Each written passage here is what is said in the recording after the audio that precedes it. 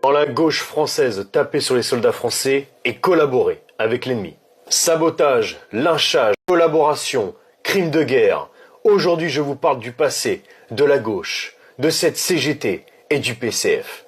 Tout débute le 19 décembre 1946. La guerre d'Indochine commence. Bon, même si la gauche n'a pas attendu 1946 pour collaborer. C'était une petite parenthèse. Dès le début de la guerre d'Indochine, les communistes français ont critiqué et ont condamné fermement cette sale guerre, comme ils l'appelaient. Dès lors, tout fut mis en œuvre pour venir en aide au peuple vietnamien. La consigne était mise par la direction centrale du Parti communiste français, le PCF. Ils disent « Refus de la fabrication, du transport et du chargement du matériel de guerre destiné à l'Indochine ». La CGT répond et entre dans la danse. Ils appliquent immédiatement cet ordre. La presse communiste est là aussi. Elle devait quotidiennement stigmatiser à outrance la présence française en Indochine. Parmi cette presse, il y a l'Humanité, pas étonnant, ou encore les Temps modernes, où Jean-Paul Sartre écrira « L'action criminelle des soldats français ». Les communistes français allaient à leur façon participer activement à cette guerre. Mais pas dans le camp français. Dans les usines d'armement, les armes et les munitions destinées aux soldats français étaient systématiquement sabotées. L'effet retard des grenades était volontairement supprimé, ce qui entraînait des explosions immédiates dès qu'elles étaient dégoupillées. Le canon des armes était saboté par une balle, ce qui entraînait leur explosion. Les munitions étaient sous-chargées ou ne l'étaient pas du tout. Les obus de mortier explosaient dès leur percussion ou s'avéraient inertes. Les moteurs de véhicules ou les moteurs d'avions subissaient eux aussi du sabotage.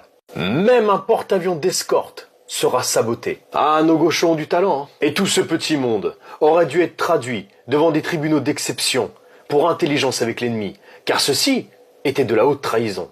Car en 1944, les femmes furent bien tondues pour des fois avoir juste été amoureuses. Et là, combien de ces hommes ont eu le sang de soldats français sur les mains? Pourtant, ils ne seront jamais jugés. Attendez. Vous pensez que c'est fini? Non, ils n'ont pas fait que ça.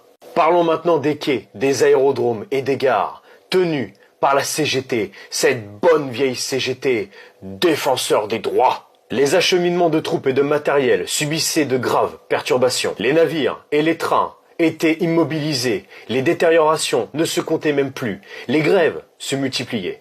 À Grenoble, une pièce d'artillerie est littéralement jetée hors du train. Dans la nuit du 2 au 3 décembre 1947, un commando communiste d'Arras sabote une voie ferrée. Bilan, l'express Paris-Lille déraille, faisant 16 morts et 30 blessés. Quant à nos soldats blessés, il fallait les débarquer de nuit. Oui, de nuit. Pourquoi? Pour éviter le lynchage des communistes. Débarqués de nuit à Marseille, ils étaient acheminés secrètement en région parisienne, où ils arrivaient au matin à la gare de l'Est. Mais cette discrétion ne va pas les épargner de l'hostilité des cheminots de la CGT. Les blessés étaient injurés et frappés dans leurs civières. Les mêmes scènes se répéteront à chaque arrivée de soldats. Certains iront même les jeter des trains et les caillasseront. Certains témoignages vont affirmer que même des cercueils de soldats français étaient jetés dans le port de Marseille. Un hôpital parisien qui demandera du sang pour des transfusions sanguines spécifiera que ce sang ne servirait pas pour les blessés d'Indochine. Car à l'Assemblée nationale, les députés communistes avaient exigé que la collecte publique de sang ne soit pas destinée aux soldats blessés d'Indochine. Et ils diront à l'Assemblée nationale qu'ils peuvent crever.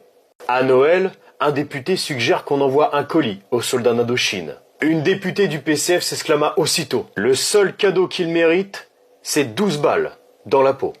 D'ailleurs, des tonnes de médicaments sera acheminées par l'Union des femmes françaises au Viet Minh. L'ennemi recevait de la métropole des colis de pénicilline, alors que les soldats français mouraient faute d'en posséder. Et pour terminer, comment ne pas parler du roi de ces monstres? Comment ne pas parler du camp numéro 113? Comment ne pas parler de ce camp dont le chef fut français? Comment ne pas parler de Georges Boudarel qui torturera des soldats français? Ce criminel de guerre qui reviendra en France sans jamais être jugé de ses crimes.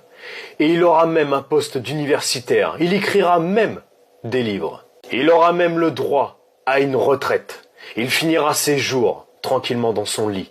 La fin de la guerre d'Indochine n'arrêtera pas les communistes français. Ils continueront leurs actes pendant la guerre d'Algérie.